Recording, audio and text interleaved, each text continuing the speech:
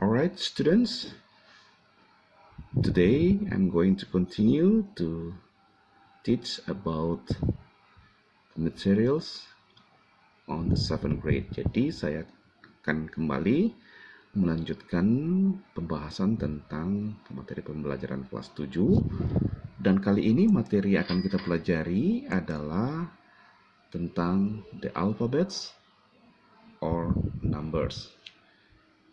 Ya, jadi kita akan mempelajari tentang alphabets itu adalah huruf-huruf dalam bahasa Inggris, kemudian numbers yaitu angka-angka dalam bahasa Inggris. Apa hasil pembelajaran setelah kita pelajari ini? Yaitu students are able to understand and practice using alphabets and numbers in the sentences. Jadi dari hasil pembelajaran ini semoga siswa dapat memahami dan mempraktekkan penggunaan huruf-huruf dan angka-angka itu dalam kalimat, tentunya dalam kalimat bahasa Inggris. Nah, kita mulai dulu dari alphabets. Apa penjelasannya di sini? Sometimes we use the alphabets when we want to spell, mengeja a word, mengeja sebuah kata. For example, misalnya kata itu berupa nama negara, and other words, dan kata-kata yang lain. The question is, pertanyaannya adalah, can you spell the alphabets in English? Sudah bisakah kamu mengucapkan atau mengeja huruf-huruf itu dalam bahasa Inggris? Nah, ini yang perlu kita pertanyakan ini. Karena jujur, sewaktu saya masih mengajar dulu, masih banyak siswa-siswa SMP itu belum memahami atau belum menguasai pengucapan-pengucapan huruf dalam bahasa Inggris. Oleh ini pada kesempatan ini saya ingin mereview kembali materi ini, semoga bisa nanti dipelajari dan dapat dipahami lebih lanjut lagi dan dikuasai bagaimana mengucapkan huruf-huruf itu dalam bahasa Inggris. Nah, contoh, misalnya pada kata, ya kebetulan ini nama saya, Michael. How do we spell the name Michael? Okay, let's start. M I C H A E L. Nah, mungkin kalian di situ sedikit bingung atau heran kenapa kok pengucapannya beda. Ya, memang beginilah pengucapan huruf-huruf dalam bahasa Inggris. Sebentar kita akan lihat bagaimana setiap huruf dalam bahasa Inggris itu diucapkan. Yang kedua, Makassar. How do we spell Makassar word? Kata Makassar ini M A K A S A R. Ya, jadi biasanya pada satu kata bila ada dua huruf yang sama, yang berdekatan, misalnya pada kata Makassar ini ada huruf S yang sama, ada dua berdekatan, maka cukup kita mengucapkan double S. Jadi M A K A S A R. Tapi kalau mau diucapkan satu-satu juga, S is okay, no problem. Nah, coba kita lihat susunan huruf dalam bahasa Inggris ini dan bagaimana penulisan dan pengucapan-pengucapannya itu. Ya, you repeat after me. Coba ikuti, ulangi setelah saya. A, B, C, D, E, F, G, H, I, J, K, L, M, N, O, P, Q, R, S, T, U, V, W, X, Y, Z. Nah, begitulah penulisan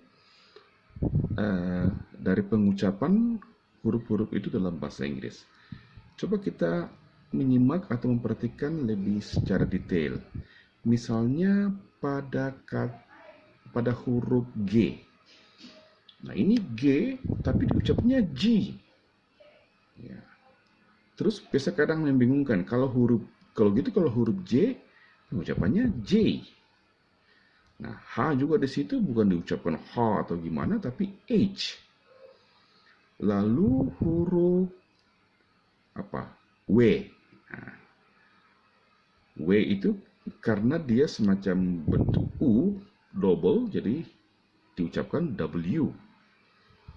Lalu Y itu diucapkan Y. Ya, jadi ya itulah, memang aneh-aneh pengucapannya itu, tapi memang begitu, kita harus mengikuti, ya harus mempelajari pengucapannya itu. Penting kita bisa menghafal dan ya menguasai pengucapan huruf-huruf dalam bahasa Inggris itu. Nah, nanti kalian bisa pelajari lebih lanjut, mengucapkan, mengulang-ulangi saja supaya lebih cepat menghafal pengucapan-pengucapan huruf tersebut. Nah, sekarang kita beralih kepada penggunaan number atau angka. We usually use number for age, numbers, angka-angka. Jadi age itu tadi umur atau usia, phone number, nomor telepon, house number, nomor rumah, nomor sepatu juga bisa, nomor baju, dan lain-lain. Nah, can you say number from 1 to 100 in English? Ini lagi pertanyaannya. Apakah kamu sudah bisa mengucapkan angka-angka mulai angka 1 sampai angka 100 dalam bahasa Inggris? Nah, nanti kita akan lihat dari kalian. Kemudian kita sedikit melihat contoh di sini. Penggunaannya itu misalnya 1 book, 10 pens, 20 cars, 15 years old. Jadi penulisan angka-angka itu selalu di depan kata-kata benda yang dikasih keterangan. 1 buku, 10 pena, 20 mobil, kemudian 15 tahun. 100 years, 100 tahun. I am 42 years old, saya berusia 42 tahun. Ya. She has 5 children, dia mempunyai 5 anak.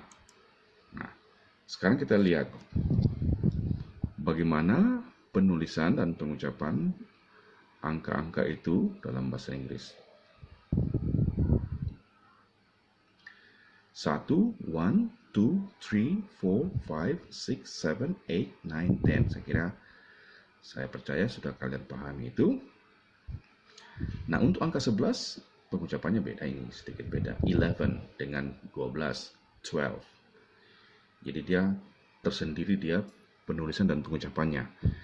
Kenapa saya katakan demikian? Karena kalau angka 13 sampai 19 itu persamaannya itu berakhiran bunyi tin di belakang. 13, 14, 15, 16, 17, 18, 19. Kemudian masuk 20, 20.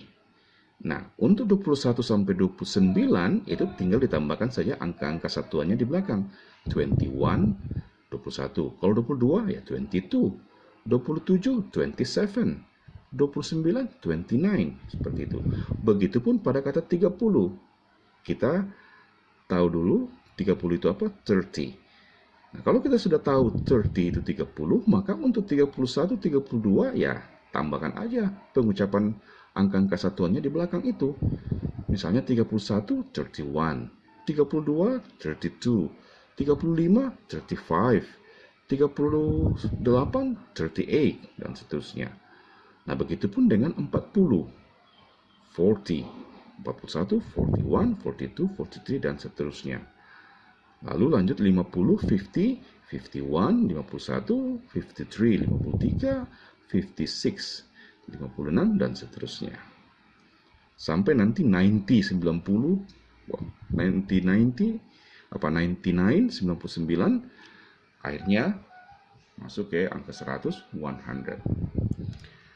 Nah, di sini saya perlu memberikan tambahan penjelasan khusus pada penulisan dan pengucapan angka 14 dan 40. Kemudian angka 5 dengan angka 15 dan 50. Nah, ini jujur juga bahwa masih banyak siswa yang melakukan atau salah dalam penulisan atau pengucapan angka-angka yang saya maksud di sini. Nah, kalau angka 4 itu four, ya, jadi F-O-U-R. Tetapi ketika masuk 14, ya tinggal ditambah tin aja, 14. Nah, namun untuk angka 40 itu sudah mengalami perubahan. Jadi 40 adalah 40. Apanya yang hilang di situ? Huruf U-nya. Jadi bukan lagi 40. Not 40, tapi 40. Nah, di sini siswa masih kadang menulis menggunakan kata 40 yang dalam kurung ini. Tapi seharusnya 40. Nah, begitupun pada angka 5 itu diucapkan 5. Tetapi ketika berubah menjadi 15, nah, biasa kadang siswa karena mengacu pada pengucapan angka 5, 5, sehingga ketika 15, dia ucapkanlah 15. Tapi seharusnya 15. Begitupun dengan 50. Kadang masih ada siswa yang mengucapkan 50 karena terpengaruh dengan pengucapan angka 5 yaitu 5. Sehingga ketika 50, 50 dia ikuti. Padahal seharusnya mengalami perubahan. Jadi bukan lagi 50 tetapi 50. Nah, inilah yang saya berikan tambahan penjelasan di sini supaya kalian mengerti. Karena terus terang memang siswa dalam mengucapkan huruf angka-angka dalam bahasa Inggris itu masih banyak kesalahan pengucapan dan penulisan pada angka-angka ini, yaitu 14, 40, 15 dengan 50. Ya, dan saya harap melalui tambahan penjelasan ini kalian sudah mengerti dan untuk kali berikut tidak mengulangi lagi kesalahan pengucapan dan penulisan itu. Nah, kita masuk dalam latihan. Write the numbers from 11 to 50. Oke, sini saya kasih waktu saya kira bisa 1 menit. Coba kalian tulis angka-angka itu mulai dari 11 sampai 50.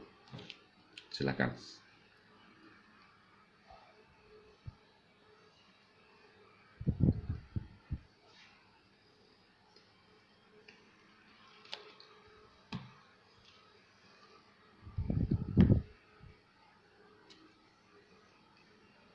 Baik, kalau sudah selesai, saya percaya kalian sudah bisa menulis angka-angka dari 11 sampai 50. Kemudian latihan yang kedua, spell the words below. Coba eja kata-kata berikut di bawah ini. Ya, oke lah, saya bantu. Misalnya pada kata school. How do we spell school? Bagaimana kita mengeja kata school ini? Kita mulai dari S, C, H, double O, L. Nah, tadi saya jelaskan bahwa apabila ada 2 huruf yang double tulisannya dan berdekatan, makanya bisa diucapkan di situ double O. Yang berikut, teacher. T, E, A, C, H, E, R. Teacher.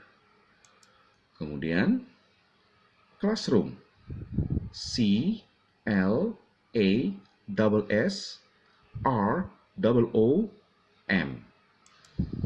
Kemudian student. S, T, U, D, E, N, T. Kemudian headmaster. H, E, A, D, M, A, S, T, E, R. Headmaster. Nah, dalam mengeja huruf-huruf itu daripada satu kata, memang kita harus hati-hati dan harus betul-betul benar. Karena kapan kita mengalami kesalahan pengejaan, itu orang yang mendengar itu akan menangkap kata yang lain. Ya, jadi misalnya saya kasih contoh, misalnya namanya Dani. Nah, ketika dieja, misalnya di kemudian A itu dia eja menjadi misalnya lalu M, lalu I itu dia eja menjadi, dia ucapkan I karena lupa seharusnya I, sehingga ketika dia eja D A N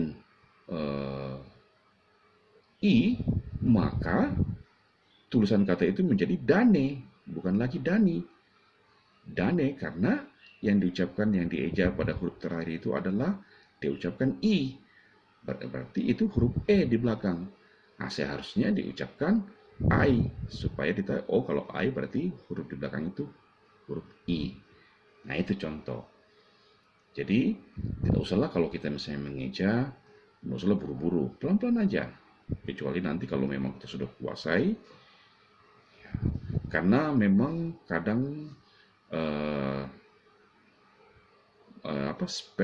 spelling ini ada ya, sekarang dilombakan tingkat SD biasanya, SD dan SMP, ya, lomba-lomba di tingkat nasional kadang atau antar sekolah di tingkat kabupaten, pokoknya kadang dilombakan yang nama lomba istilahnya itu spelling bee.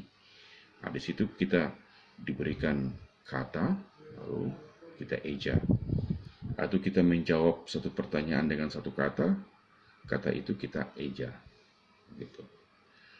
Baik, saya kira cukup sampai di sini pembahasan dan penjelasan saya tentang penggunaan alfabet, huruf, dan numbers, angka dalam bahasa Inggris.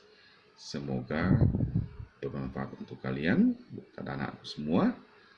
Dan nanti kita akan ketemu, dan jangan lupa di subscribe dan di share, like video ini supaya kamu tidak ketinggalan update-update video berikut dari saya. Sekian,